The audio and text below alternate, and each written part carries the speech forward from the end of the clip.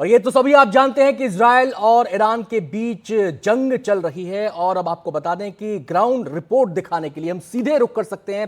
अंकित का हमारे सहयोगी मौजूद हैं युद्ध क्षेत्र की तमाम जानकारियां, खबरें आपको बताने के लिए। अंकित, बहुत बहुत शुक्रिया इस वक्त हमारे साथ जुड़ने के लिए। सबसे पहले मैं आपको बताना चाहता हूं, हम इस वक्त इजराइल के गिलियाद से सीधे लाइव आपके पास आ रहे हैं।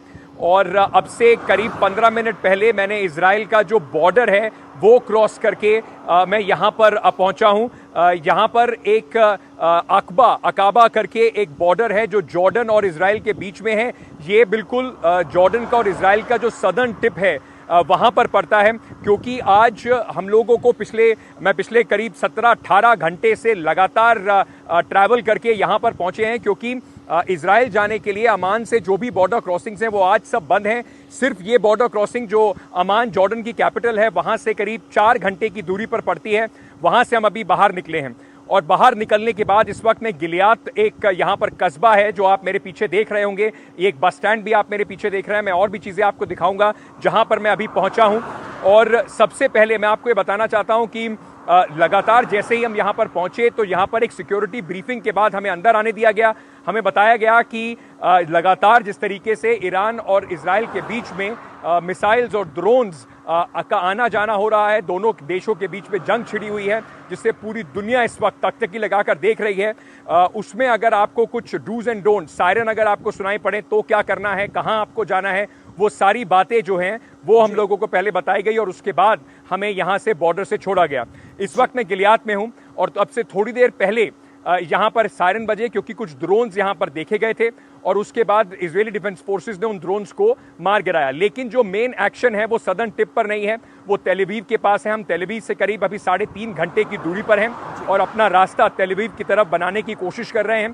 तेल अवीव में कल रात को यहाँ पर कम से कम 5 से 6 बैलिस्टिक मिसाइल्स ईरान की तरफ से दागे गए थे, जिसको जो इजराइल का आयरन डोम सिस्टम है उसने उन्हें रोकने में सफलता हासिल की। लेकिन लगातार उसके बाद से जो यहाँ पर टेंशन्स हैं दोनों देशों के बीच में वो बढ़ती जा रही हैं। एक तरफ तेल अवीव के ऊपर हमला हुआ, दूसरी तरफ आज जी बताइए। जी अंकित, आप जो आपने बताया कि जो एक्शन वाला इलाका है उससे आप करीब 300-325 किलोमीटर दूर हैं, आप वहाँ जाने की कोशिश कर रहे हैं। हमने देखा कि जहाँ पर ये बमबारी हो रही है वहाँ पर लोग सुरक्षित जगहों पर जा रहे हैं, अपने दूसरे इलाकों में जा रहे हैं। क्या ऐसी हलचल जिस इलाके में आप मौजूद हैं वहाँ पर भी देखी जा रही है? मैं आपको कुछ बताना चाहूँगा पहले, उससे पहले अनंत, क्योंकि जैसे मैंने आपको बताया कि ईरान की तरफ से जो हमला हुआ था उसके बाद आज इजराइल ने दोबारा हमला करते हुए उनकी डिफेंस फोर्सेस ने कहा है कि उन्होंने जो ईरान की न्यूक्लियर साइट्स है, अफशहान न्यूक्लियर साइट, वहाँ पर अपना हमला किया है। और उन्होंने ये भी कहा है कि हम लगातार एक लंबे ऑपरेशन के लिए तैयार हैं। दूसरी तरफ ईरान ने भी ये बात की धमकी दी है, चेतावनी दी है कि अगर अमेरिका इस जंग में कूदता है तो इस जंग को और ज़्यादा मुश्किल, ये जंग को रोकना हो जाएगा। दोनों तरफ से उकसावा हो रहा है, दोनों तरफ से एक दूसरे पर हमला करने की धमकियां लगातार जारी है। मैं ज़रा आपको अपना कैमरा घुमाता हूं और मैं आपको दिखाने की कोशिश करता हूं मैं जहां पर हूं। ये जैसे आपने पूछा था सुरक्षित जगह, ये एक हाईवे है और इस हाईवे पर आप देखेंगे जो हम तेल अवीव की तरफ जा रहे हैं, हाईवे के साथ साथ इस तरीके से ये बंकर बने हुए हैं, ये अंडरग्राउंड बंकर्स आप देखेंगे। मैं आपको जो इस वक्त दर्शकों को दिखा रहा हूं। और अगर सायरन बजता है तो हमें भी ये हिदायत दी गई कि आप गाड़ी रोकें सड़क के किनारे और इस बंकर में जाने की कोशिश जो है वो आप करें।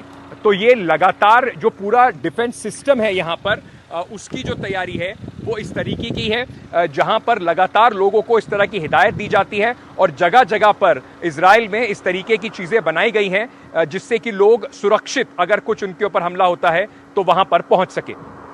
जी, और जो इस समय युद्ध की स्थिति है और डर इस बात का है कि एस्केलेशन ना हो जाए। और अभी लेटेस्ट जो खबर आई है वो ये कि जो खामनेई हैं उन्होंने अपने उत्तराधिकारी चुन लिए हैं। ये सारी बातें अंकित किस तरफ इशारा कर रही हैं?